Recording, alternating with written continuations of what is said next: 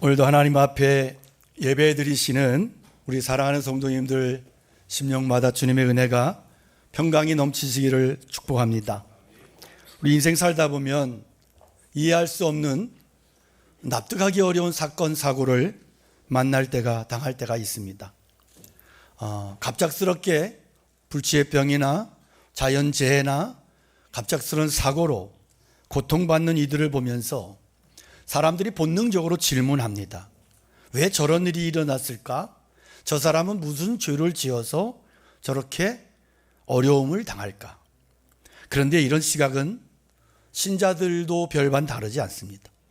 그러나 신자들의 신앙을 살펴보면 의로 인과응보적인 시각으로 믿음을 해석하는 것이 꽤 괜찮은 신앙처럼 오해하는, 착각하는 경우들을 봅니다. 오늘 성경을 통해서 예수님께서는 이런 사고방식이 얼마나 잘못된 것인지에 대해서 실제로 일어난 사건과 그에 대한 비유의 말씀으로 우리에게 말씀해 주십니다.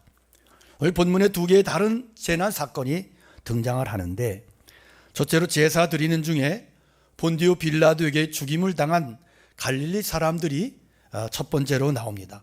1절에 보면 그때 마침 두어 사람이 와서 빌라도가 어떤 갈릴리 사람들의 피를 그들의 제물에 섞은 일로 인하여 예수께 아뢰었다 그랬어요. 역사 기록에 의하면 빌라도는 AD 26년부터 36년까지 그 기간에 로마의 파송을 받아서 유대 총독으로 그렇게 있었습니다. 그때 이제 예수님께서 십자가형을 당하신 거죠. 평소에 유대인을 깔보고 유대 종교 의식을 무시하는 그런 경향으로 유대인들과 사이가 굉장히 안 좋았던 총독이 빌라도입니다. 그런 상황에서 빌라도는 물이 귀한 예루살렘에 상수도 시설을 만들기로 결정을 하고, 그 이제 돈이 많이 필요한데 가만히 보니까 유대인들 성전 금고에 돈이 많거든요. 그 돈을 사용하려고 하니까 유대인들이 그런 곳에, 그딴 곳에 하나님의 헌금 사용할 수 없다고 굉장히 결사적으로 반대를 해요. 그런 상황에서 공사를 위해서 버려놓은 이 망대가 무너지면서 18명이 죽음을 당하는 일이 일어납니다. 그런 중에 이제 갈릴리 사람들을 중심으로 시위와 폭동이 일어났고, 그 시위와 폭동을 진압하면서 빌라도가 주동자들을 잡아서 죽이고 그 목을 치고 그 피를 유대인들의 제사에, 성전 제사에 사용하는 그 피와 섞어버려요. 누가 봐도 잔인하고 말도 안 되는 일을, 종교적으로 용납할 수 없는 일을 빌라도가 행한 겁니다. 그 얘기가 이제 1절의 이야기예요. 자, 지금 예수님께서 이 사건을 전한 사람들의 기대가 뭐냐? 예수님도 죽임을 당한 갈릴리 사람들과 똑같은 출신이에요. 당시 사람들이 생각했던 메시아는 정치적인 메시아입니다. 이스라엘을 압제해서 해방시키고 다윗처럼 그렇게 나라를 독립시키는, 그런 예수님을 보니까 굉장히 기적도 능력도 엄청나신 분이거든요.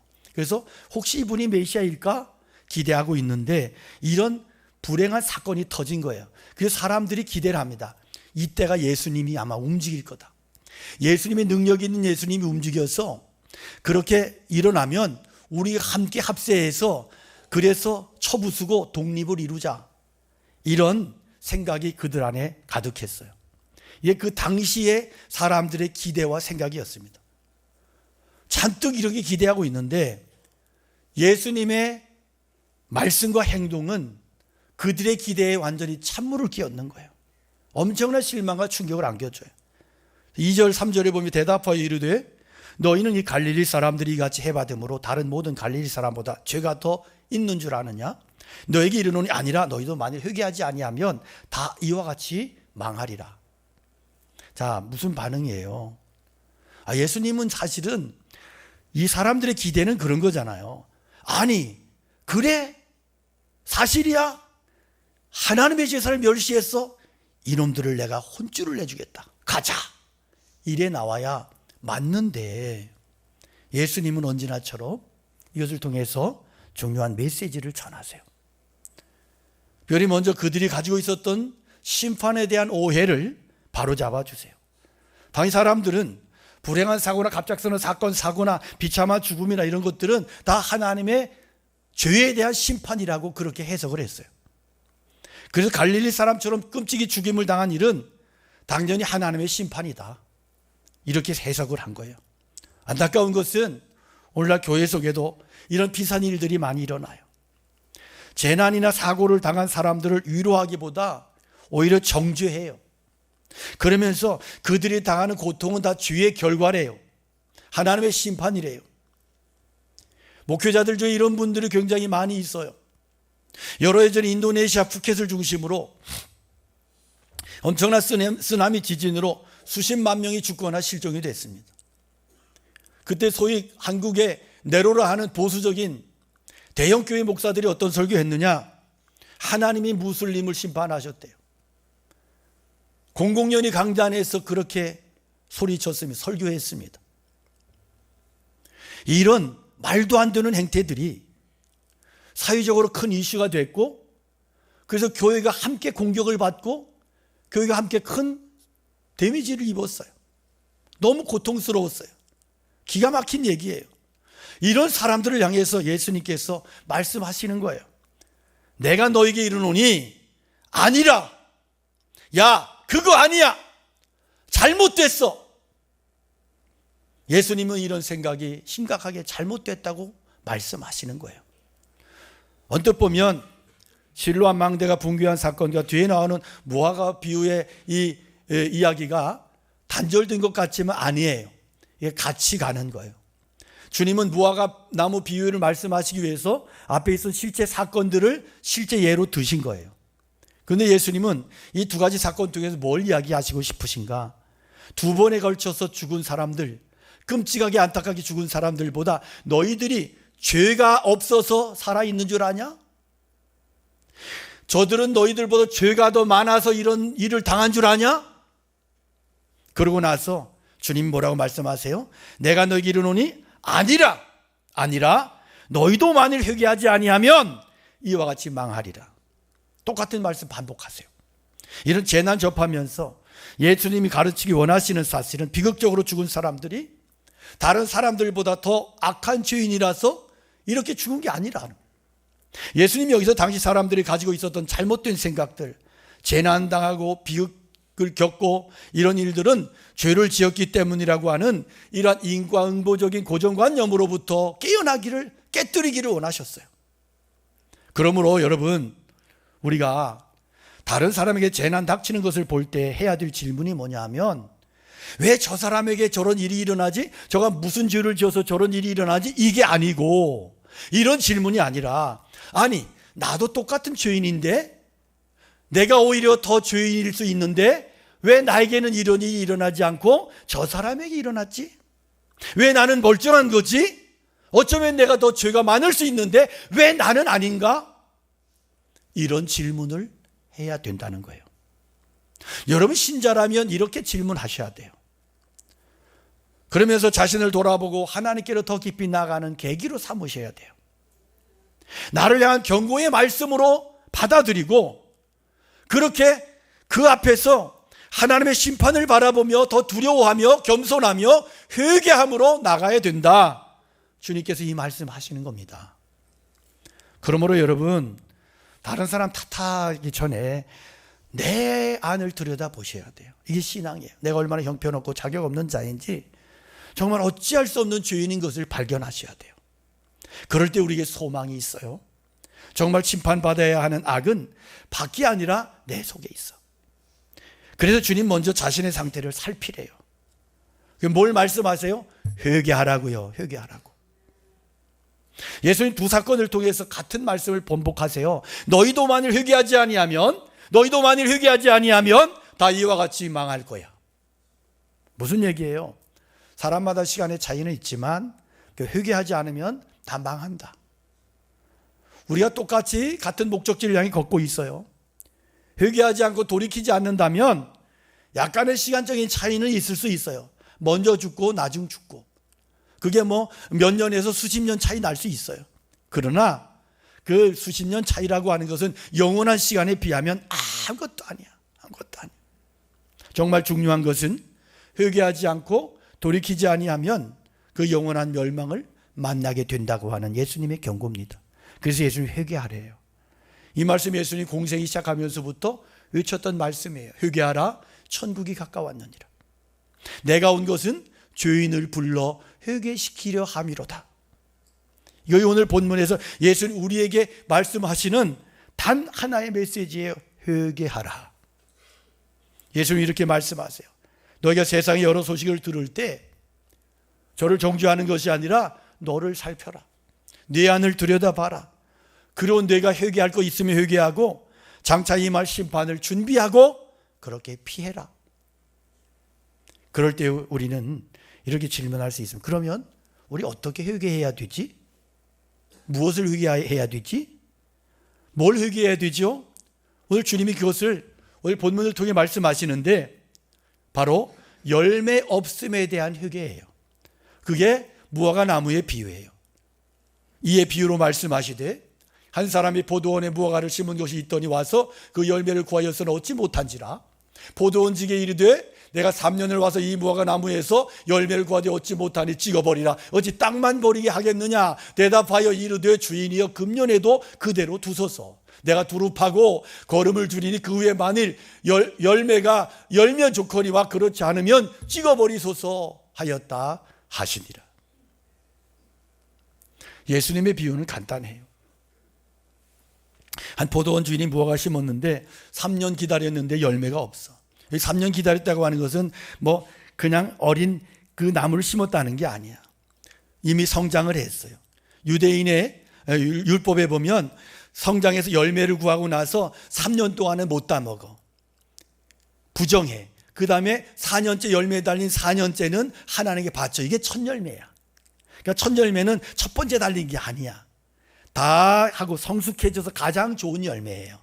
그러니까 시골에서 이렇게 첫 열매 있다고 해서 어떤 권사님들이 꼬부라진 무, 삐뚤어진 뭐 오이 이런 거 갖다 주는데 그게 아니야. 성경적인 것은 첫 열매는 최상의 열매야. 그런데 그것도 지나고 나서 3년이 지나도 안 열렸다 그런 말이에요. 그러니까 한 8년, 9년을 열매가 없었던 거예요. 그러면 찍어버리는 게 맞아. 합리적이야. 그런데 과원지기가 뭐라 그래요? 설득을 해요. 주인을 설득하면서 1년만 참아달래. 1년만. 이 비유가 우리에게 가르쳐준 게 뭐예요? 빨리 열매를 맺어라. 하나님은 열매를 기대하신다는 거죠. 우리에게 당연히 열매를 기대하신다. 그런데 성경에서 열매가 전체적으로 언급이 될 때 여러 가지로 이야기할 수 있는데 요약하면 성경이 말씀하는 열매는 뭐냐? 변화예요. 변화. 눈이 바뀌는 것, 삶이 바뀌는 것, 인격이 바뀌는 것, 가치관, 생각의 변화. 구원받은 자에게 기대되는 것은 그에 따르는 변화예요. 구원받은 우리는 세상에 살지만 세상 사람들과 목표가 다르고 가치관이 다르고 다른 삶의 방식을 가지고 다른 삶의 추구점을 가지고 살아가는 사람들이 크리스찬이에요. 이게 아니라면 땅만 버리고 있는 거예요. 하나님 보실 때 열매 없는 나무인 거예요. 여러분 오늘날 사람들이 구원을 어떻게 생각해요? 예수 믿으면 구원받는다고 이야기해요. 맞습니까? 맞지요. 하지만 그 구원이 뭐예요? 이 땅에서 성공이 구원입니까? 내 꿈과 야망을 성취하는 게 구원입니까? 내 사업이 대박 나는 게 구원이에요? 믿으면 천국 간다 그러니까 좋습니다. 천국 받겠습니다. 하지만 천국만 받을게요. 그런 내 마음대로 살아가는 게 구원이에요? 성경이 어떻게 그렇게 이야기해요? 아니잖아요. 한국 교회는 복음을 다시 들어야 됩니다. 강단에서 순수한 복음이 자꾸 사라지고 있어요. 주님은 그 나무의 열매를 보면 그 나무를 안 돼요. 맞아요. 감나무 감 열리고요. 대추나무에 대추 열려요. 그렇다면 그리스도인에게는 어떤 열매가 맺어야 될까? 여러분 나는 어떤 나무일까요? 어떤 열매를 맺고 있습니까? 예수님 믿기 전과 믿은 후에 시간이 지나면서 과연 달라지고 있어요? 나의 삶이, 내 돈 쓰는 목적이, 나의 가치관이, 사람들을 대하는 태도와 방식이, 내 생각이, 나의 말과 행동이 정말로 달라지고 있고 바뀌어지고 있습니까? 아니면 세상의 흐름에 적당히 어울려서 우리가 남이가, 친구 아이가, 좋은 게 아이가 그러면서 살고 있습니까? 아니면 문제의 원인을 밖에서 계속 찾으면서 한없이 다른 사람 비판하고 정죄하며 그렇게 살고 있지는 않습니까? 여러분, 오늘 우리가 굉장히 혼란한 세상 속에 살아요. 나라는 좌로 우로 그렇게 치우쳐 있어요. 그래서 우파는 좌파를 죽이겠다고, 좌파는 우파를 죽이겠다고, 그래서 각자가 자기들의 유튜브만 보면서 그러고 있어요. 어떤 사람의 말대로 망할 놈이 세상이 됐어요.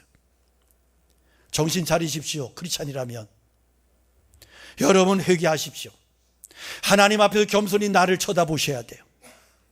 내가 마땅히 세상 속에서 빛과 소금으로 살지 못한 것들에 대해서, 내가 더 주님을 닮아가지 못한 삶에 대해서, 내 삶에 열매가 없는 것에 대해서 회개하면서 주님의 은혜를 구하셔야 돼요.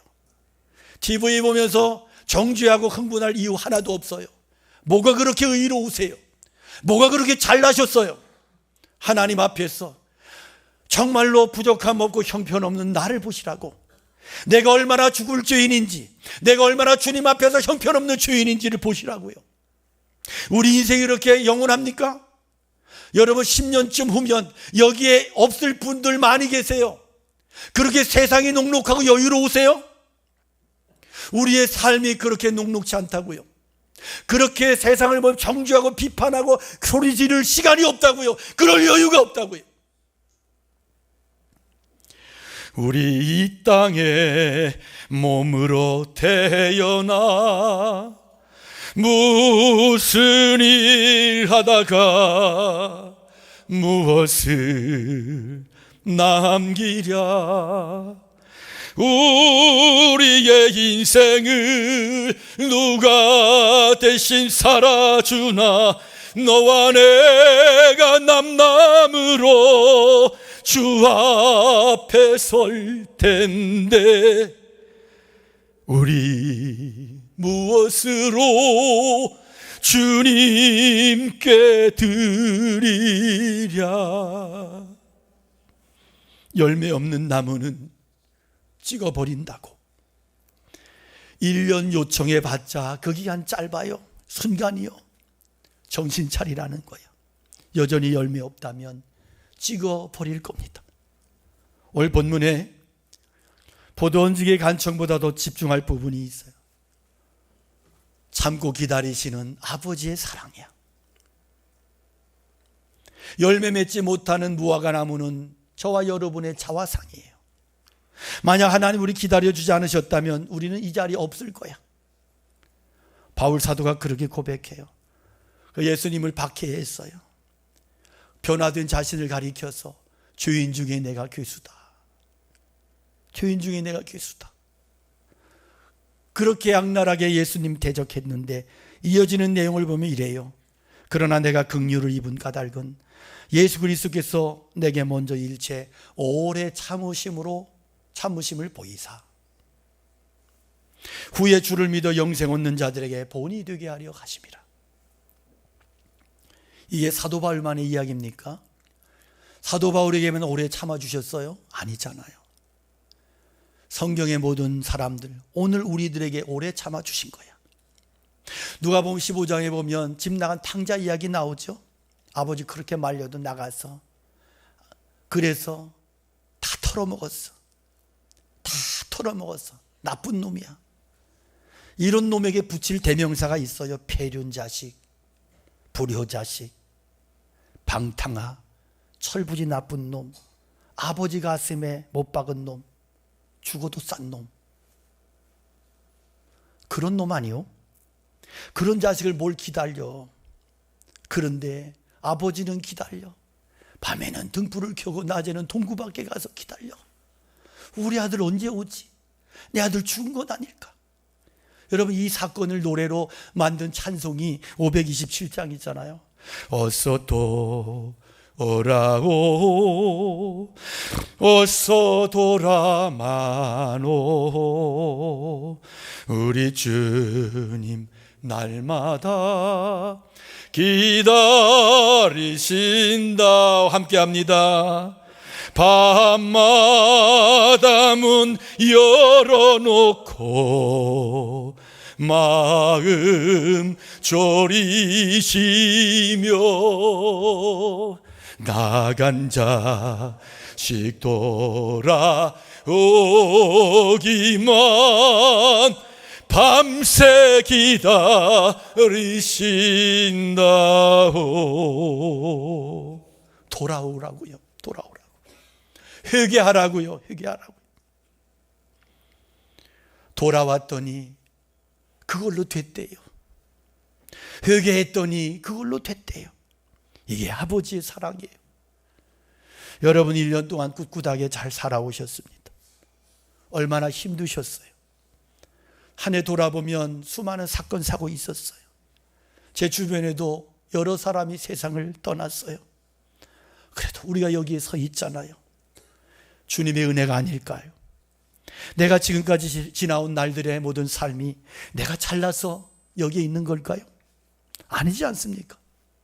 주님이 나를 이끌어 주셨잖아요. 원망하던 나를, 형편없는 나를, 정말 아무짝에도 쓸모없는 나를 이끌어 주신 하나님 아버지의 사랑이라면 우리가 어떻게 남을 비판하고 정죄할 수 있을까요? 그러나 언젠가 주님을 부인하며 원망하고 있을 때에 나에게 오셔서 사랑의 손길로 어루만지셨네.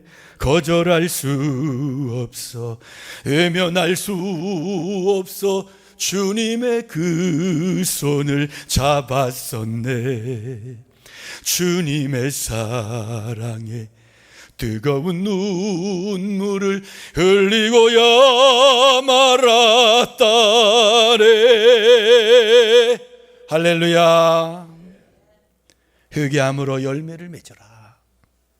여러분 오늘 인생의 마지막이라고 생각한다면, 우리의 마지막을 정리해야 된다면 그 결말을 어떻게 써내려갈 것인가?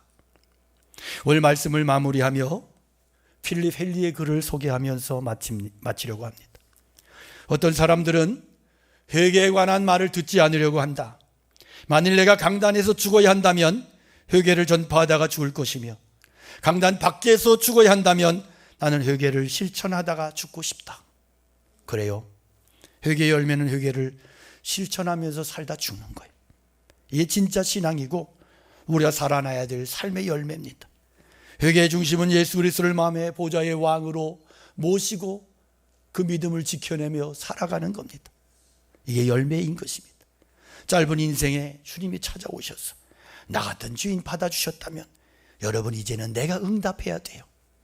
열매 맺는 인생 살기 위해서 오늘도 둘레를 파주시고 물을 주시고 걸음을 주시는 하나님 아버지의 사랑에 응답하는 삶을 살기로 결단하시기를 축원합니다. 올 한 해를 돌아보면서 우리가 맺어야 할 열매를 온전히 맺지 못했던 것, 마땅히 주님께 영광 돌려야 되는데 내 잘난 맛으로 살았던 것, 끝까지 참아주시는 아버지의 사랑을 악용해서 내 멋대로 살아왔던 삶의 모습을, 부끄러운 내 모습 돌아보면서 오늘 성년주일에 하나님 앞에서 참된 회개와 결단으로 나아가시기를 바랍니다. 그래서 주인 다시 오실 때 기쁨으로 수확된 축복된 인생 되시기를 주님의 이름으로 간절히 축원합니다. 말씀 기억하며 찬양 올려드리겠습니다.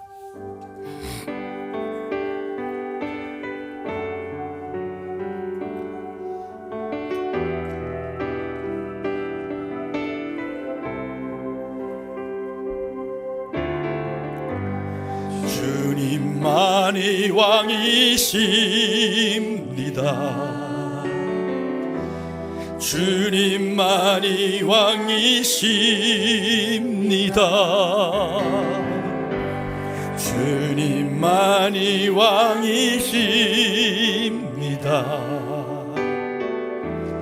주님만이 왕이십니다. 주님만이 왕이십니다. 주님만이 왕이십니다. 주님 주님만이 왕이십니다. 주님만이 왕이 내 삶의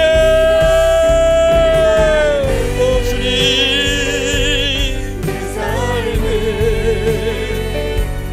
내 삶의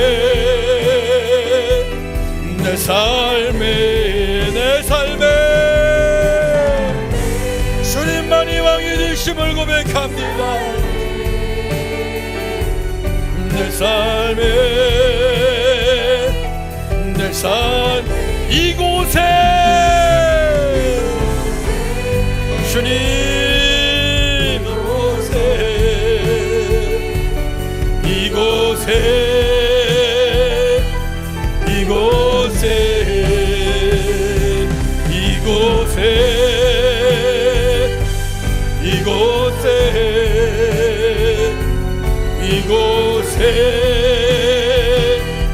이곳 온 땅에 오 주님만이 나의 왕이 되심을 고백합니다. 온 땅에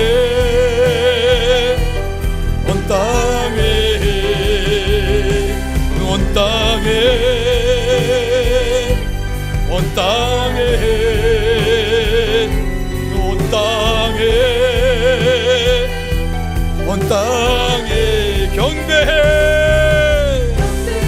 우리 손을 들어 고백합니다. 주님을 경배합니다. 주님을 높여드립니다. 주님만이 나의 왕이 되심을 고백합니다.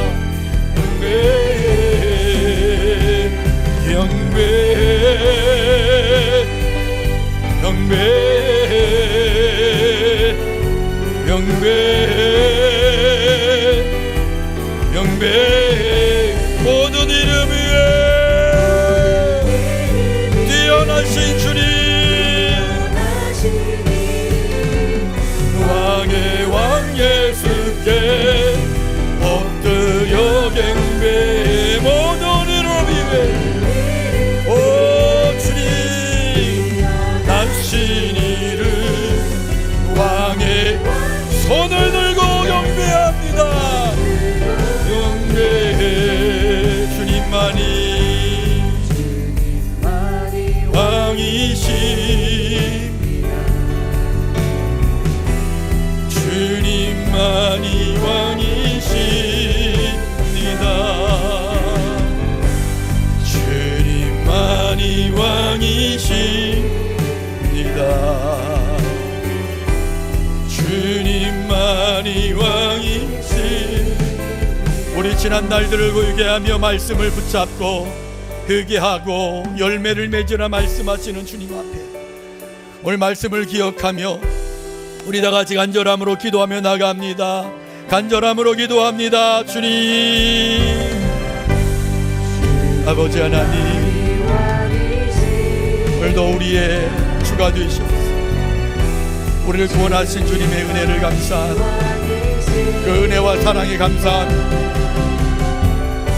열매 맺으며 살아야 되는데 그렇게 살지 못한 저희들의 심령에 주께서 은혜와 긍휼을 베풀어 주시고 회개하고 합당한 열매를 맺고 그렇게 살아갈 수 있도록 주여 저희들의 신앙을 저희들의 삶을 붙잡아 주시옵소서.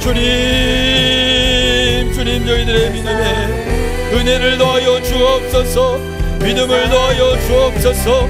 성령으로 기름 부으시고 저희들의 인생을 축복하여 주시옵소서.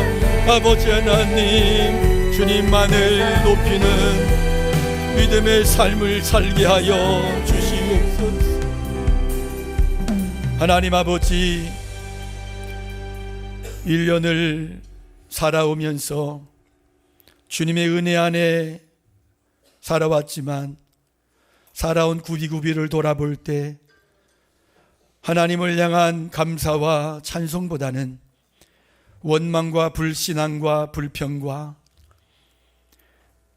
내 혈기와 고집과 불신앙적인 삶의 모습으로 살아왔음을 고백합니다. 주님은 나를 주의 영광을 위하여 창조하셨는데 그렇게 살지 못한 스스로의 모습을 보며 너무나 부끄럽고 죄송하고 주님께 회개하며 주님의 은혜와 긍휼을 구하며 나갑니다. 주님, 저희를 불쌍히 여겨주시고 저희들의 믿음을 다시 한번 회복시키시고 축복하여 주시옵소서. 회개하고 그 회개에 합당한 열매로 삶으로 주님께 드릴 수 있는 신실한 하나님의 사람들로, 종들로 저희를 세워주시고 축복하여 주시옵소서. 우리 안에 변화의 열매들이 주렁주렁 맺혀지게 하여 주시옵소서. 하나님께서 원하시는 삶의 방향으로 달려갈 수 있도록 은혜를 더하여 주시고, 하나님 아버지의 사랑에 늘 응답하며 그렇게 믿음의 삶을 살아가는 저희 모두가 되게 하여 주시옵소서. 마지막에 주님 앞에 서서 잘하였구나, 사랑하는 아들아, 딸아, 칭찬받는 주의 백성들 다 되게 하여 주시옵소서. 이제는 우리 주 예수 그리스도의 은혜와 하나님 아버지 긴 사랑하심과 성령님의 감화 감동 역사 축복하심이 주의 말씀 듣고 결심하고 세상을 향하여 나아가는 모두 위에, 사랑하는 가정들 위에, 교회 위에, 이 나라 이 민족 세계 열방 가운데 늘 함께 계시옵기를 간절히 축원하옵나이다. 아멘.